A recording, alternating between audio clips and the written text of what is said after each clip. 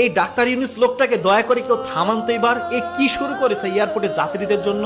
Free telephone, free wifi, help desk customer service, দ্রুত luggage প্রদান, ভালো ব্যবহার, লাগেজ ভাঙলে বা হারিয়ে গেলে কর্মীদের বেতন থেকে টাকা কেটে নেওয়া হবে। এর আগে আপনারা দেখেছেন উন্নয়নমূলক কোনো কাজ করার জন্য ছবি করে, ভিডিও করে, সংবাদ সম্মেলন করে, ফুলের মালা পরে, টিস্যু দিয়ে চোখ মুছতে মুছতে টিস্যু ক্ষয় করে তারপরে হচ্ছে 2042 সালের স্বপ্ন জনগণকে শুনিয়ে তারপরে সেটা করা হতো।